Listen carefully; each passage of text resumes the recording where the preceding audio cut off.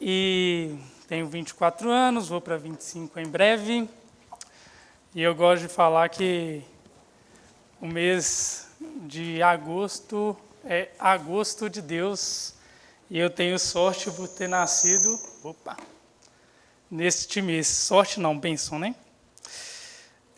E o tema da palavra de hoje, que eu trouxe para os irmãos, é arrependa-se e reconcilie-se com Deus.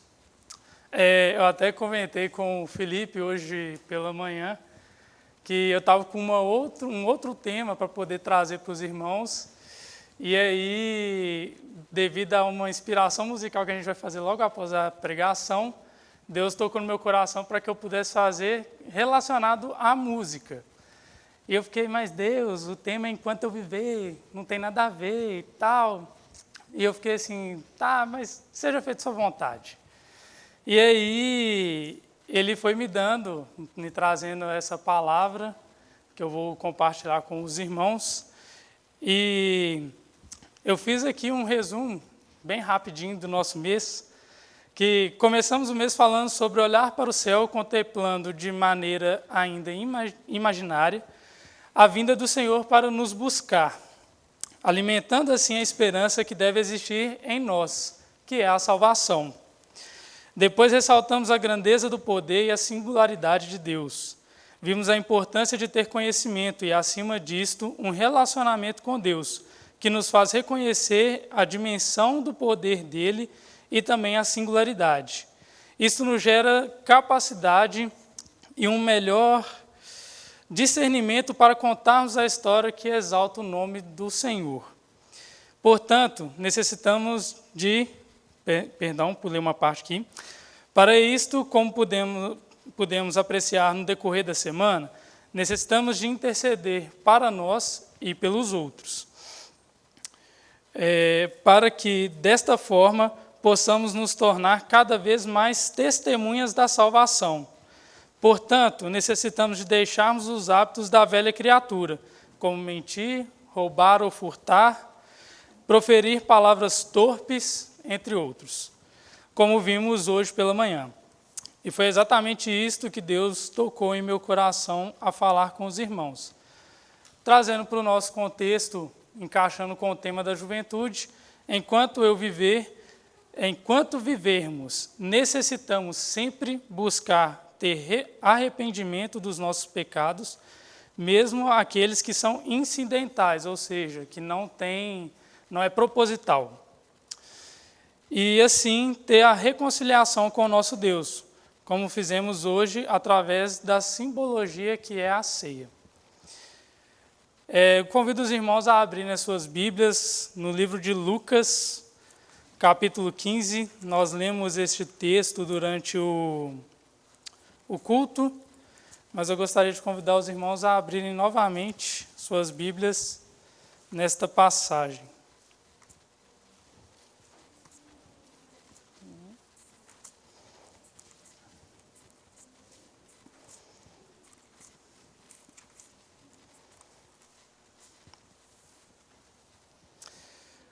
Lucas 15, a partir do verso 11,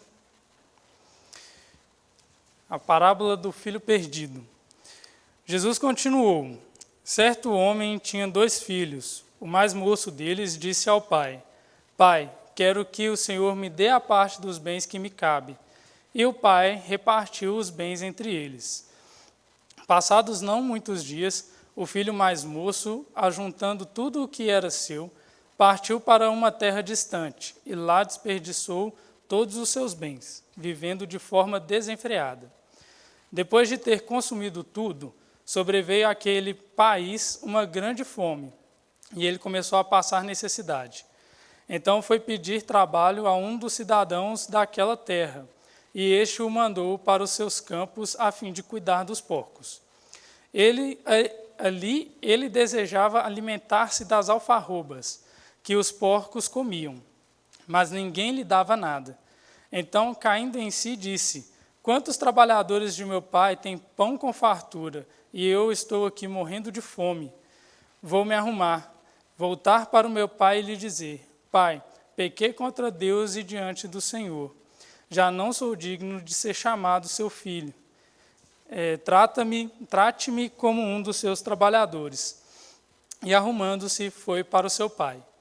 Vinha ele ainda longe, quando o seu pai o avistou e, compadecido dele, correndo, o abraçou e beijou. E o filho lhe disse: Pai, pequei contra Deus e diante do Senhor. Já não sou digno de ser chamado de seu filho. O pai, porém, disse aos servos: Tragam depressa a melhor roupa e vistam nele. Ponham um anel no dedo dele e sandálias nos pés. Tragam e matem o bezerro gordo. Vamos comer e festejar, porque este meu filho estava morto e reviveu, estava perdido e foi achado. E começaram a festejar. Amém e amém. Irmãos, desde já eu peço perdão pelo nervosismo. Estou como Gabriel. É só a segunda vez que eu prego, então ainda tem alguns deslizes aí. Mas o Senhor Jesus, neste trecho do livro de Lucas, ele estava na casa de um fariseu, de um dos principais fariseus da época. Está retratado no capítulo 14, no verso 1, e a Bíblia ela não menciona exatamente quem é este fariseu. Ela só menciona que é um dos principais da época. E Jesus falava ao povo por parábolas. Nesta parábola, muito conhecida pelos irmãos, e também acredito que pela maioria, até pelos que nos assistem, vemos a história de um filho que decidiu sair da casa do seu pai para viver sua vida. Em determinado ponto da vida, não é errado pensar nisso. A gente tem sim que pensar em ter independência, a gente tem que realmente criar o nosso caminho, porque é o que Deus faz, Ele vai, com o passar do tempo, Ele vai nos guiando.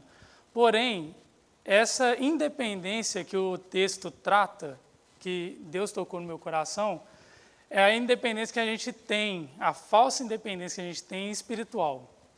De achar que nós já somos muito bons, que a gente já dá conta de muita coisa, e que, não, Deus, pode deixar que agora vai. Aí chega no momento de luta, de provação, oh Deus, me ajuda e tal, socorro, perdão, me arrependo. E aí vai tendo esse ciclo vicioso. O que a gente tem que quebrar nas nossas vidas é exatamente esse ciclo. É quando nós estamos felizes, nós estamos bem, que nós temos que ter ainda mais dependência do Senhor. E gostaria, no primeiro ponto, de ressaltar os planos e escolhas da nossa vida. Nesse texto, antes de ter a atitude de chegar para o pai e pedir ao pai a divisão dos bens, primeiro o filho teve que pensar em como ele ia fazer isso. Como é que será que eu vou chegar para o meu pai e falar assim, do nada, pai, reparte os bens, tal. Ele, com certeza, ficou muito tempo ali pensando naquilo.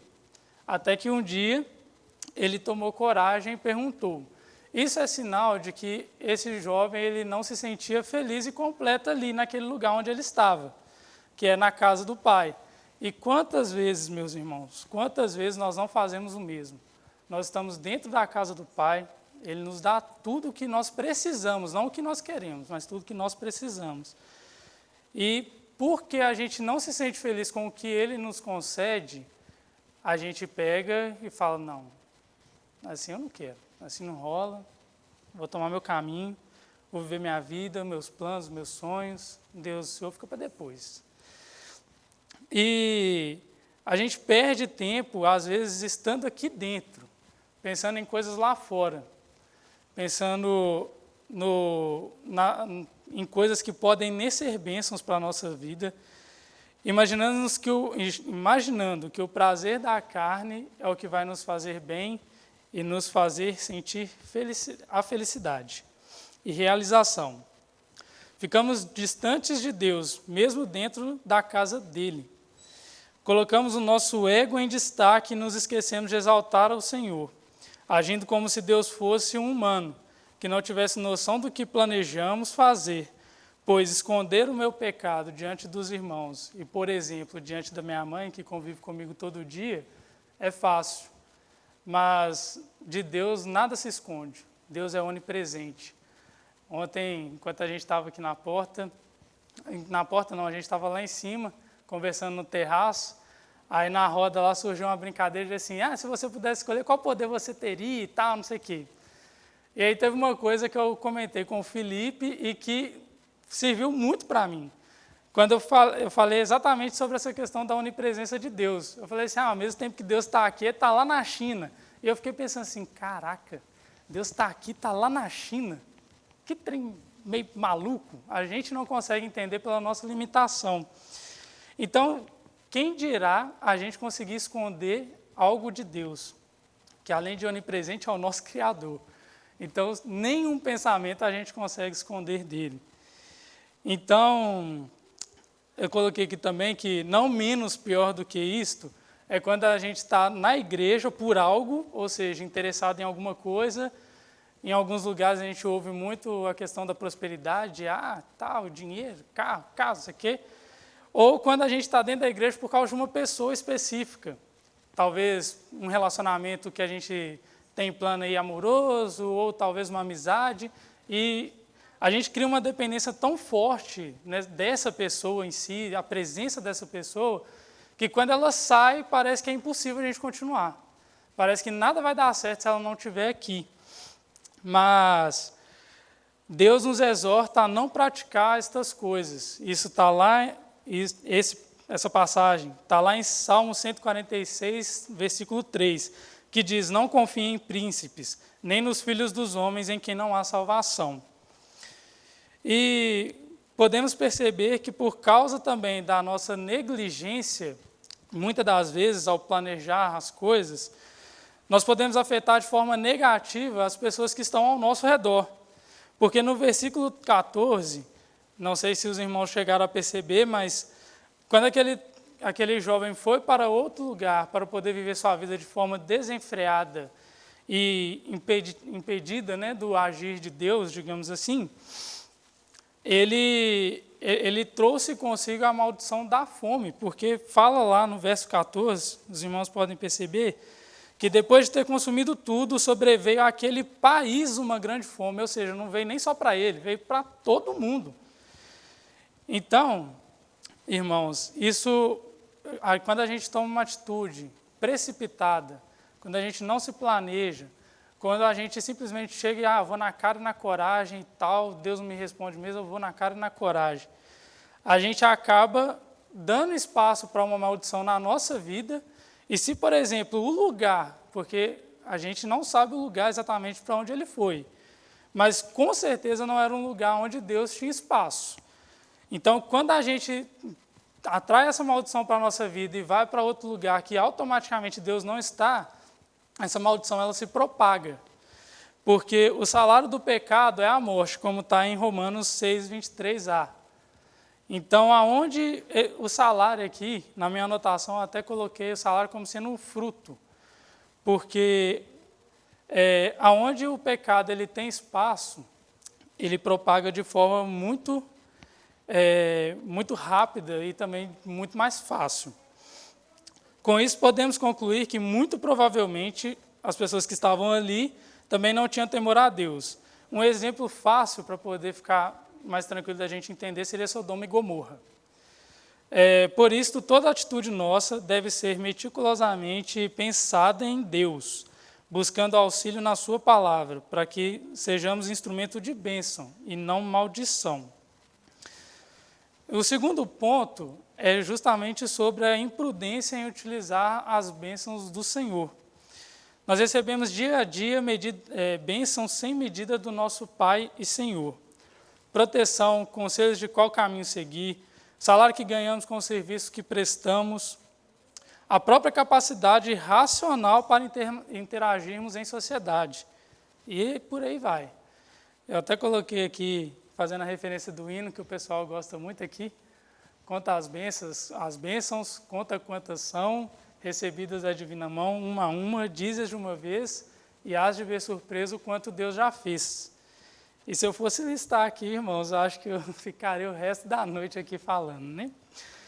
Mas dando continuidade, vez por outra, quando alcançamos um determinado patamar em nossas vidas, acabamos sendo imprudentes na administração daquilo que Deus nos dá. O que era para utilizarmos para o bem de um todo, nós utilizamos apenas para o bem próprio e individual, deixando que os nossos irmãos estejam em necessidade. Não é obrigação de ninguém sustentar uma pessoa que não trabalha, que não batalha para mudar sua vida, não estuda, não busca melhorar. Mas é obrigação nossa, como corpo de Cristo, utilizarmos os nossos bens para auxiliar alguém que está precisando, alguém que precisa. Como temos aqui, coloquei como exemplo, a ajuda que nós temos através da cesta básica aqui na igreja. A gente tem que sempre buscar ajudar os irmãos da maneira que a gente consegue. E uma das formas que me veio à mente na hora que eu estava escrevendo foi justamente essa. E o Senhor é que nos exorta a isto. Pela manhã mesmo, de hoje, nós podemos ver isto em Efésios 4, 28b. Trabalhe fazendo com as próprias mãos o que é bom, para que tenham que repartir com os necessitados. Isto nos ajuda a concluir que o desejo desenfreado por consumir, por exemplo, não é um desejo que vem do Senhor. Devemos sempre ter em mente que viajar é bom, ter uma casa é bom, ter um carro é bom demais. Mas não podemos deixar que estas coisas sobressaiam ao nosso desejo de ajudar os nossos irmãos. Devemos ter cautela também com quem temos andado, pois este também é um recurso que vem de Deus, que, como a gente falou no início desse segundo ponto, a capacidade de interação racional que nós temos também vem do Senhor. Então,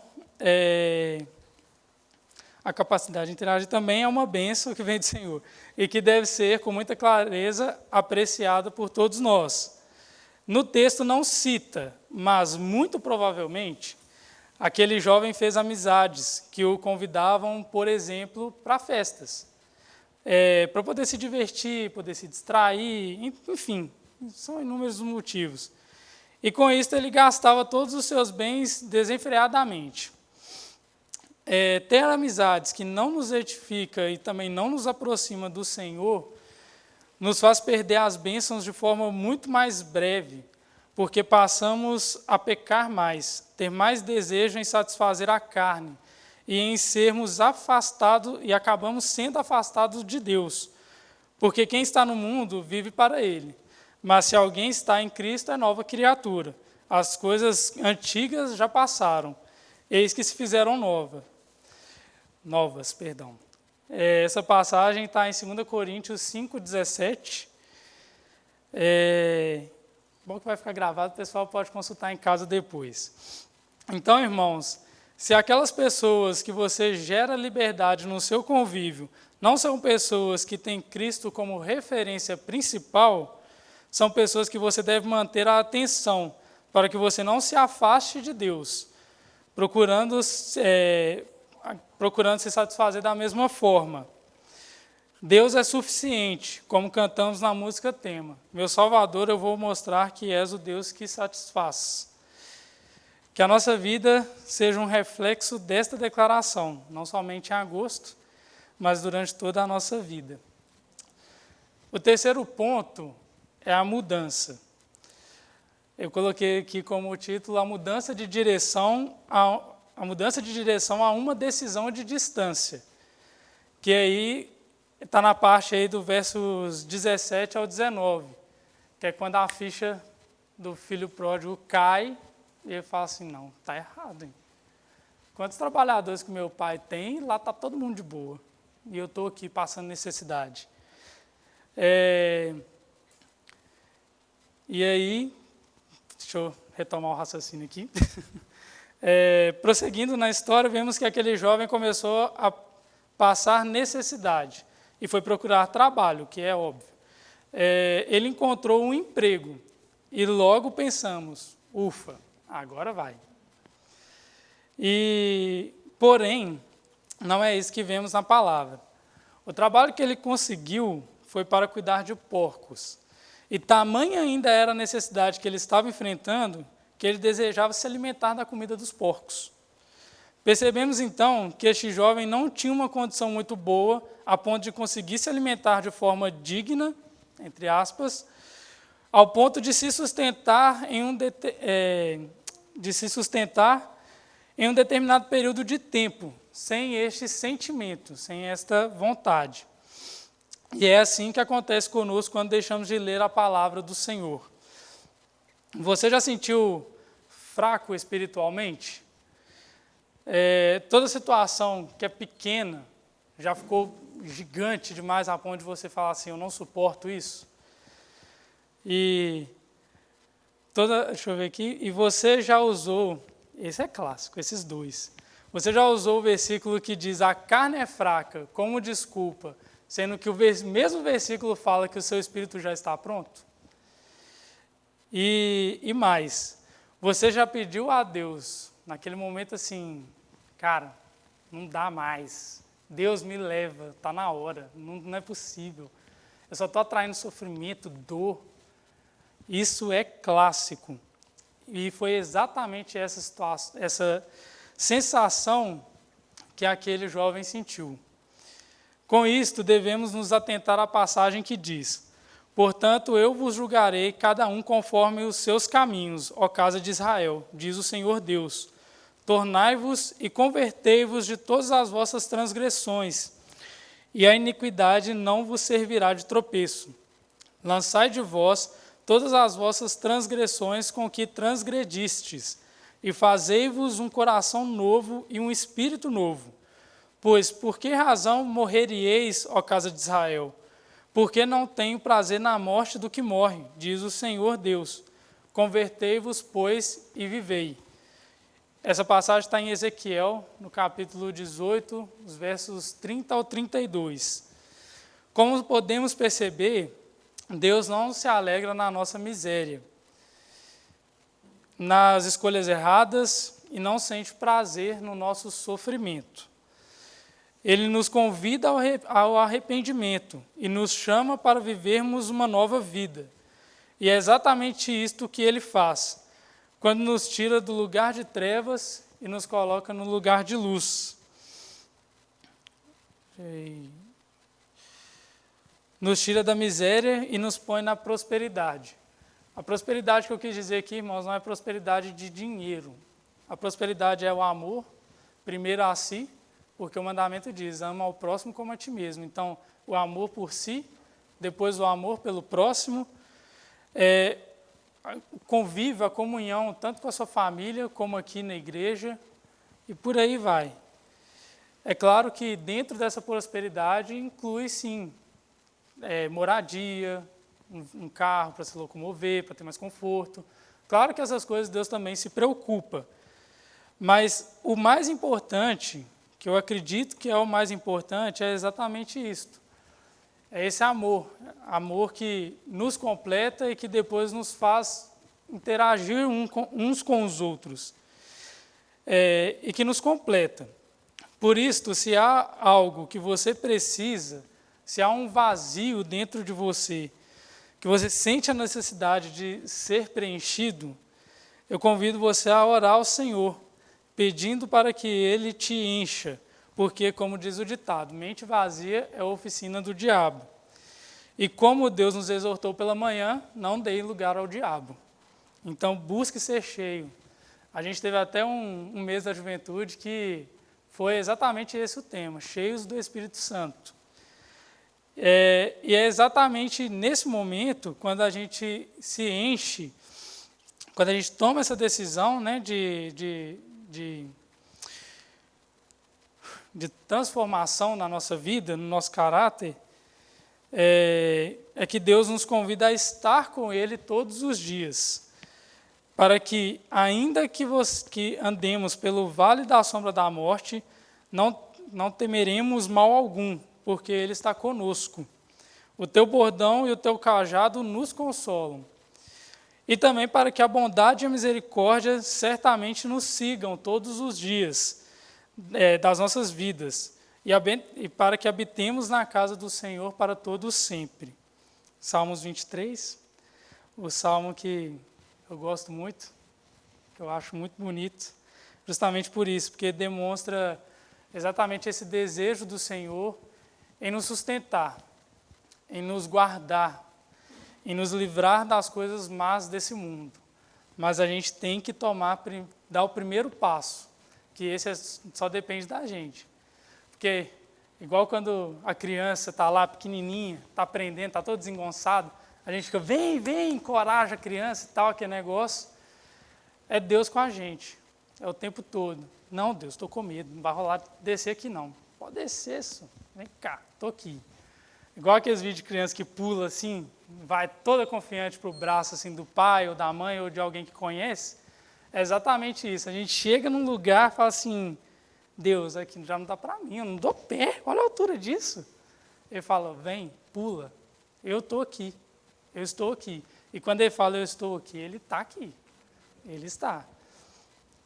E quando o quarto ponto é falando sobre a volta para a casa do pai, que é quando aquele jovem olha para trás, o que é necessário muitas das vezes nas nossas vidas. A gente tem que olhar para trás e ver tudo que Deus já fez por nós, porque passamos por momentos de tribulação e é assim que Ele aquece a nossa fé. É lembrando para a gente, olha, calma, você já passou por isso, eu estou aqui, vamos passar por essa aqui também, vamos lá que vai dar certo. E quando ele viu tudo o que ele estava perdendo somente por não estar na casa do pai, ele se arrependeu de ter saído da presença e dos cuidados dele, o pai. E, enfim, ele percebeu que não fazia sentido ele ficar naquele lugar sofrendo e sendo humilhado. Mas aí entra a outra parte. Não quer dizer que só porque você está na casa do pai e está vivendo a vida dele, a vida que ele planejou, que você não vai passar por humilhação, você não vai passar por nenhuma adversidade. E é isso que a gente tem que ter cuidado. Porque você sofrer pelo nome do Senhor é prazeroso. É só você pegar e ler a Bíblia. Você vai ver isso o tempo todo. Paulo, por exemplo, em uma das passagens, ele fala, Paulo, prisioneiro de Cristo. Ou seja, a situação que todo mundo pensa assim, pô, o cara estava preso. Muito provavelmente devia estar apanhando, porque foi preso justamente por anunciar o Evangelho. Aí ele pega e fala, Paulo, prisioneiro de Cristo. Tipo assim, uma cabeça normal de uma pessoa assim, que não conhece a Cristo, buga, na hora. Assim, não faz sentido isso. Porque a prisão a gente conhece como um lugar de sofrimento. Mas é exatamente por isso, porque sofrer com Deus é diferente, porque Ele nos dá o Consolador. E então, depois de refletir, o jovem se levantou, decidiu voltar. Porém, ele não sabia se o pai aceitaria-o como filho. E muitas das vezes, quando a gente peca, a gente erra, a gente falha, justamente porque a gente não faz as coisas conforme, às vezes, Deus falou assim, faz assim, você faz assado. Aí, quando a gente vê que dá errado e que aquilo ali traz uma certa vergonha para Deus, porque é como a gente falou hoje pela manhã, a gente tem que pregar a palavra com a vida, não com palavras. Palavras é só na necessidade, é só na hora de pregar, essas coisas. Mas a gente fala para os outros com as nossas atitudes. Então, esse jovem, ele chegou nessa decisão de voltar, mas ele ficou assim, nossa, mas o que eu vou falar? Eu penso assim, porque a Bíblia é muito objetiva, mas quando a gente traz para a nossa realidade, a gente consegue entender um pouco das histórias por isso. Porque quando acontece alguma coisa com a gente fica assim, não, mas como que eu vou chegar para Deus e falar isso? Ele já está até ouvindo, mas como é que eu vou falar isso para Deus? Então, e isso é tão claro que no verso 21, ele diz, já não sou digno de ser chamado seu filho. Então, aquilo, ele entendeu o peso daquela decisão dele de tal forma que ele entendia que o pai, no direito dele, digamos assim, no direito dele, ele poderia muito bem colocá-lo como servo mesmo. Ele pegou todos os bens, ele saiu, ele foi viver a vida dele. Quando ele volta na necessidade, eu quero o melhor lugar? Não. O direito do pai era realmente colocá-lo como servo. E é exatamente isso que a gente merece, ser só servo. A gente não merecia ser chamado de filho de Deus. Mas aí, graças a Deus por Jesus e pela reconciliação que nós temos através do sangue dele. E, novamente, eu pergunto a vocês, quantas vezes nós não fazemos igual a este jovem? Quantas vezes Quantas vezes nós acabamos limitando a Deus? E eu não sei como você está, eu não sei como foi a sua semana, eu tenho conhecimento apenas da minha. Eu sei as provações que eu passei, eu sei as angústias que eu sofri, mas eu não sei vocês, mas Deus sabe. E eu não sei se você perdeu alguém que ama, se você brigou com alguém que não esperava brigar. Não sei se você olha para a sua vida como algo extremamente ofensivo a Deus, a ponto de imaginar que Ele vai te rejeitar. No seu estado também que encontra a estrutura da sua família, eu não sei nada. Não sei nada. Porque por rejeitar o pecado, nós acabamos englobando nesta rejeição a nós mesmos. Porque Deus é santo. E Ele não aceita, Ele não se mistura com o pecado. E a gente se põe nessa posição de ser rejeitado por Deus. Mas, graças a Jesus, Deus não te vê assim, Ele te vê sem o pecado. Deus, Ele te vê como filho. Você está sujo, fato, mas Ele pode te lavar e te livrar de todo o pecado. Porque Deus é santo e faz de nós santo. Ele nos purificou através do sangue do Cordeiro. Por isso temos a confissão de fé, como a gente viu o irmão Alexandre hoje pela manhã. Para que possamos afirmar que reconhecemos o sacrifício de Cristo na cruz para nos salvar. E este é o único jeito de ter acesso a Deus. Porque sem Jesus, ninguém pode ir ao Pai. Porque o sangue do Cordeiro é o sangue de Cristo. E somente Ele é o caminho, a verdade e a vida. Gostaria de convidar os irmãos para o pessoal poder mexer um pouquinho aí e abrir a Bíblia no Salmo 146. O Salmo que os 2 primeiros versos aí, eles são o tema da nossa juventude. Mas nós não vamos ler os 2 primeiros versos. Nós leremos os versos 5 ao 9.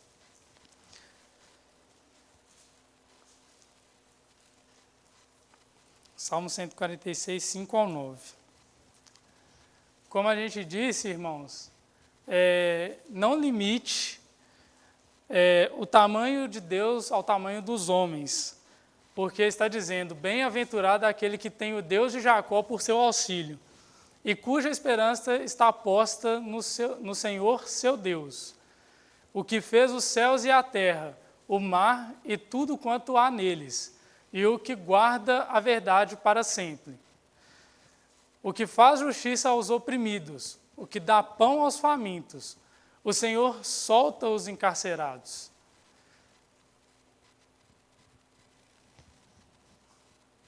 O Senhor solta os encarcerados? Uai. Eu fui ler pela projeção ali, acho que eu me perdi.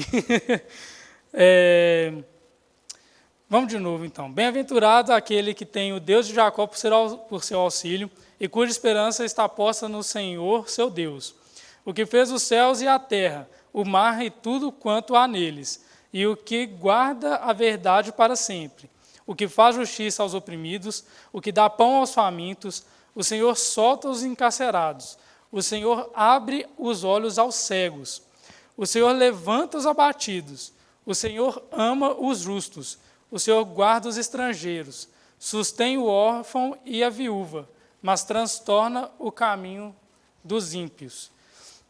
Ele é o Criador de tudo e todas as coisas. Ele é quem pode nos restaurar por completo. Restaurar nossa família, restaurar nossos relacionamentos, restaurar a paz em nossa alma.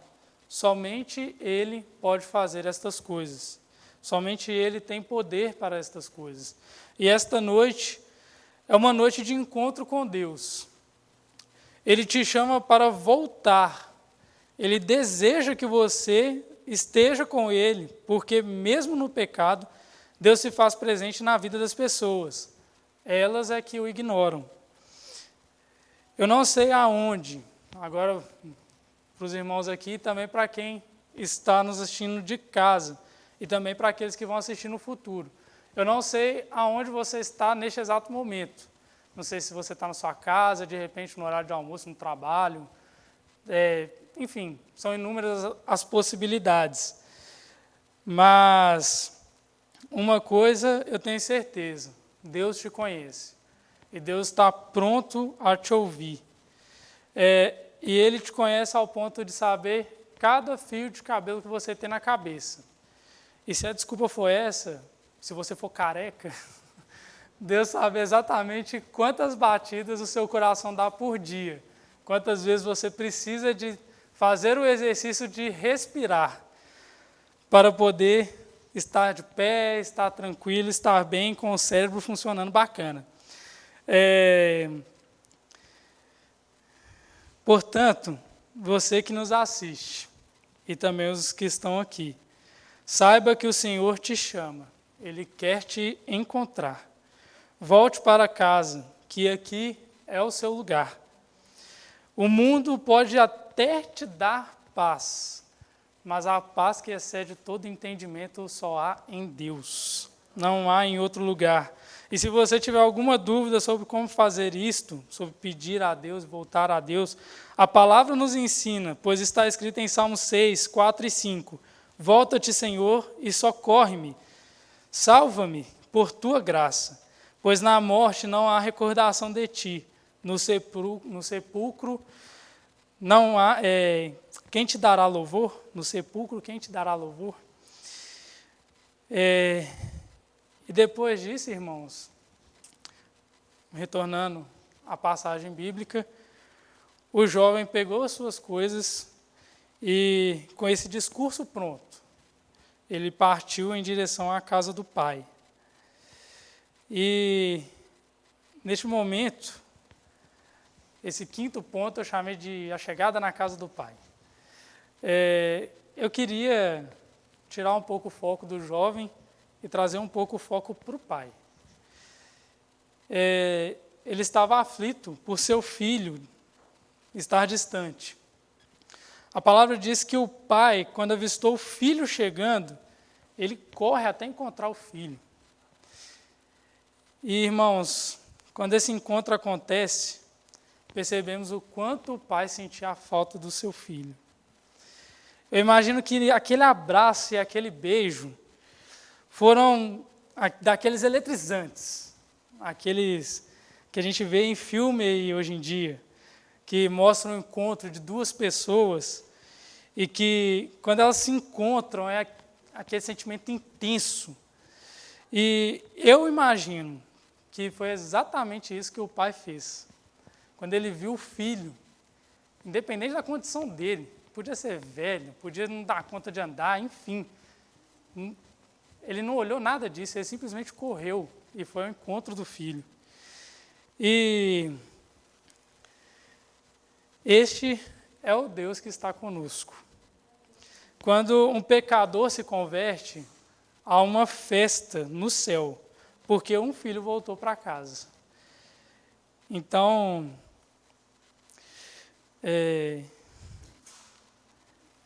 até escrevi aqui, olha o quanto o amor de Deus por nós é constrangedor, e realmente é.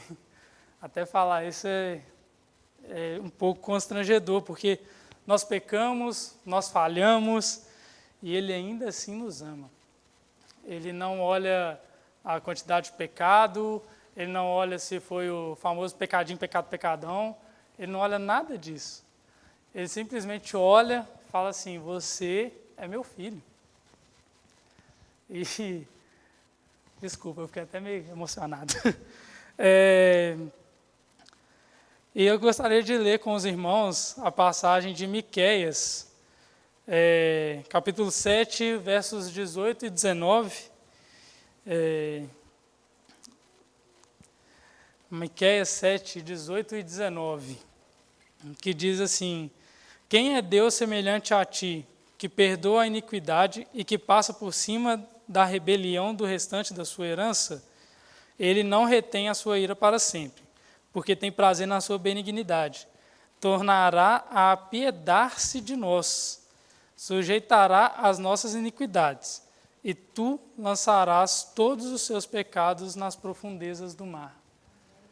Então, irmãos, isso aqui acaba de confirmar o que eu estava dizendo.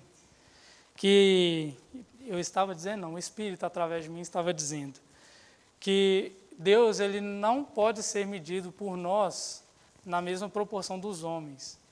A gente tem dificuldade em perdoar, a gente não consegue, a gente tem desse problema. Mas Deus é Deus. Deus é Deus e não dá para ficar caçando muito adjetivo bom não, porque nenhum deles chega aos pés do que Deus é. E ainda ressaltando o sentimento do pai, o filho chega com o discurso pronto, no verso 21, falando para ele, né? Pai, pequei contra Deus e diante do Senhor, já não sou digno de ser chamado de seu filho. Porém, a alegria do pai era tamanha que ele mesmo já interrompeu o discurso. E falou assim, falou para os trabalhadores que matassem o bezerro gordo, trouxesse anéis e as melhores roupas para o seu filho. E eu acho que para poder ficar mais completo, eu acho que eu ficar falando também não contextualiza muito bem, totalmente. Então vamos ler os versos de 20 ao 24. Tem aí na projeção, Michele? Então eu vou esperar a irmã colocar na projeção para a gente.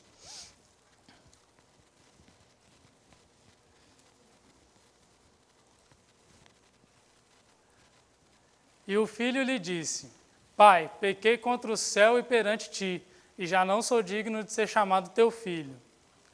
Mas o pai disse aos seus servos, trazei depressa a melhor roupa, e vesti-lhe, e ponde-lhe um anel na mão, e sandálias nos pés, e trazei o bezerro cevado, e matai-o, e comamos e alegramo-nos, porque este meu filho estava morto, e reviveu, tinha-se perdido, e foi achado, e começaram a alegrar-se.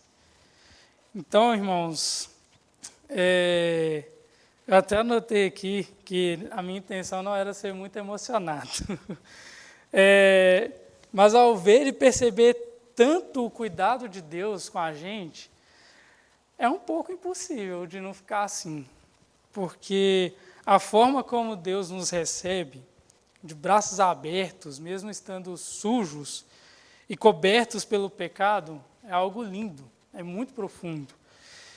E prova disto foi testemunhar, vou citar mais uma vez isso, o batismo dos, agora, nossos oficialmente irmãos de Bela Vista, Braulio e Alexandre. E isso me fez voltar.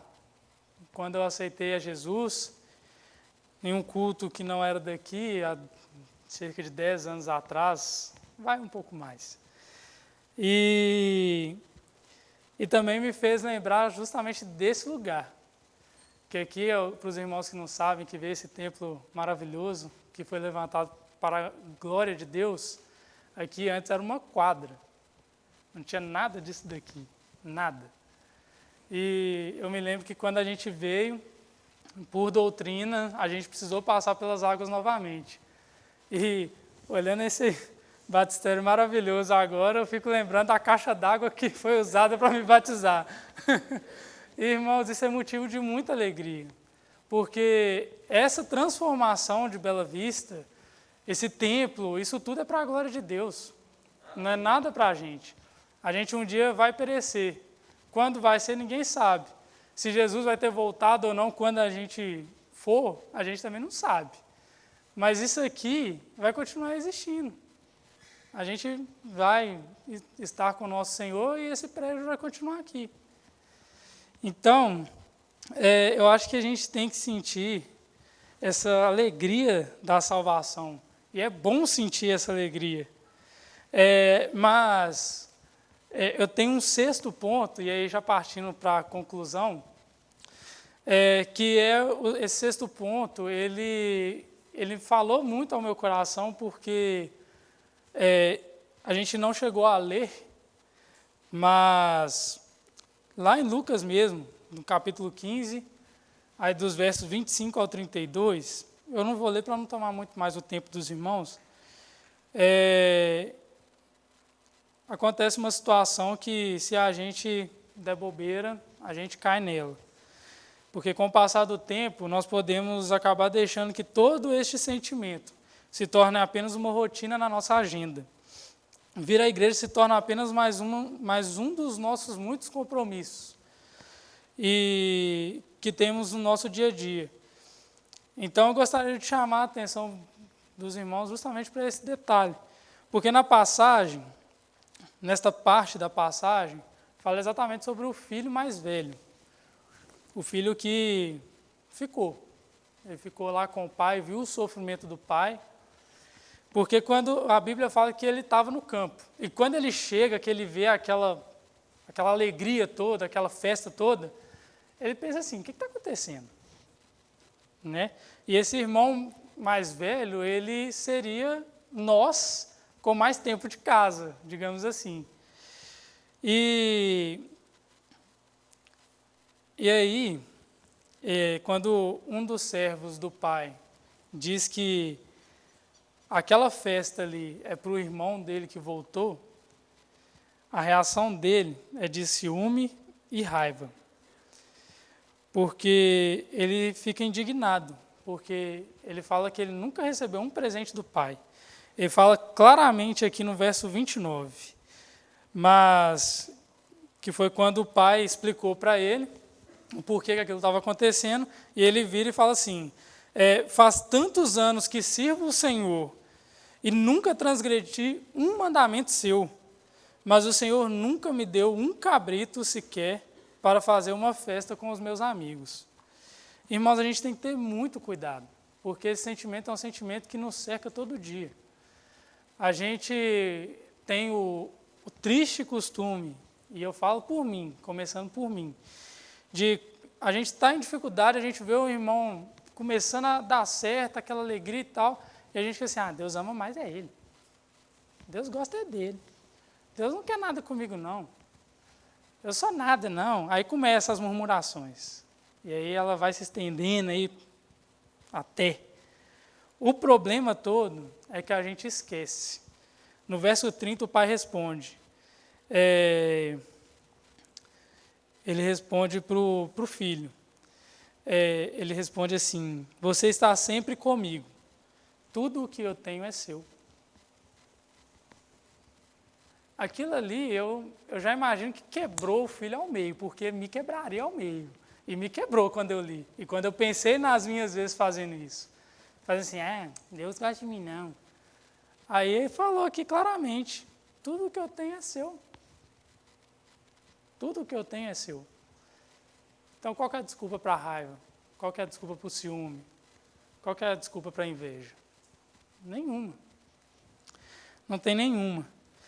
E a palavra diz, em Tiago, capítulo 1, que se, porém, algum de vocês necessita de sabedoria, peça a Deus que a todos com generosidade e sem reprovações, e ela será concedida. Então, irmãos, a gente começa a nossa busca pelas coisas é justamente pedindo a sabedoria. Porque aqui poderia estar muita coisa. Você necessita de dinheiro? Pede. Você necessita de uma casa, um carro, enfim, um emprego? Pede. Mas a gente é tão falho que nem sabedoria a gente tem para pedir as coisas que a gente mais necessita. Então, por isso que a Bíblia, ela foca nesse ponto. Se você necessita de sabedoria, pede. Pede que será concedida, sem reprovação e com generosidade. E, continuando em Tiago, ele continua dizendo, peça, porém, com fé, em nada duvidando, pois o que duvida é semelhante à onda do mar, impelida e agitada pelo vento. Que uma pessoa dessas não pense que alcançará do Senhor alguma coisa, sendo indecisa e inconstante em todos os seus caminhos. Então, quer bênção? Quer sabedoria? Então, agora constância, persistência. Ai, Deus, estou com sono demais, quero dormir. Ora deitado. Deus, olha, estou com sono, mas obrigado pelo meu dia, obrigado pelas coisas que o Senhor fez na minha vida. Amém. Ora com seu coração, não fica limitado a fórmulas de orar. Porque o ideal é que a gente se ajoelhe, que a gente se prostre, é claro que é o ideal. Mas o que é necessário é falar com Deus. Deus não fala assim, ele fala, ora no secreto, seu pai que está em secreto te atenderá. Mas o secreto pode ser aqui dentro do coração. Você está andando na rua, você vê uma coisa e fala, nossa Deus, não, meu dia está muito difícil, nem não sei o quê. Vira para Deus e fala assim, Deus, está difícil, o dia está complicado, mas dá-me sabedoria para poder entender o meu dia, para poder o porquê que eu estou passando por isso. E eu acho que isso é essencial para a gente. A gente tem que saber ter intimidade com Deus, mesmo estando no meio de uma multidão. Mas é claro que o importante, tá, irmãos? Não estou aqui dizendo que tem que fazer só isso. A vida com Deus tem aí as necessidades dela para poder se tornar um relacionamento profundo e íntimo. Porque a gente só tem intimidade com quem a gente concede tempo, com quem a gente conversa, com quem a gente se dedica. Então, isso aqui, não pode ser só enfeite. Então, chegou em casa, está à noite, não, estou cansado. Então, lê no ônibus. Hoje em dia tem a Bíblia falada para poder melhorar. Então, assim, cada dia que passa, com a tecnologia e tudo, a gente tem cada vez menos desculpa para poder doar o nosso tempo a Deus. E aqui, irmãos, para poder já começar a encerrar, gostaria de convidar os irmãos a curvar as suas cabeças, fechar os seus olhos. Eu vou chamar aqui o grupo masculino para a gente para o pessoal já poder ir se preparando. Mas enquanto você está aí na sua intimidade com Deus, com os olhos fechados, orando ao Senhor, eu gostaria de fazer algumas observações rápidas.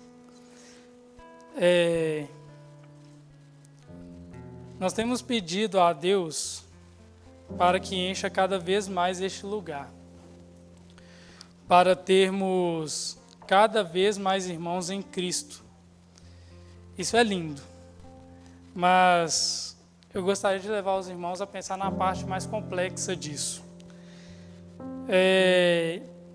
Vocês estão prontos para poder ver entrando pela porta da nossa igreja pessoas que têm um passado obscuro, digamos assim?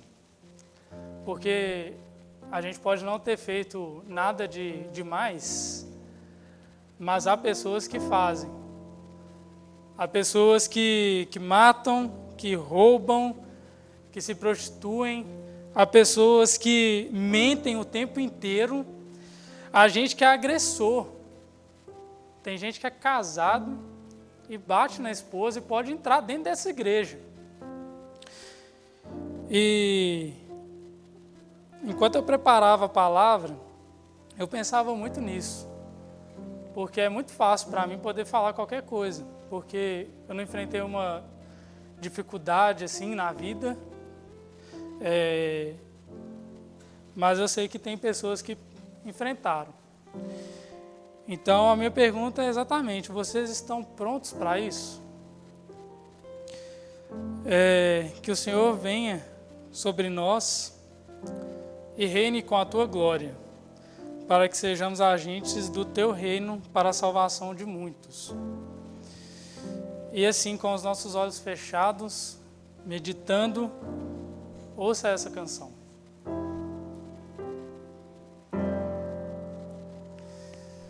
Ensina-me a sentir teu coração.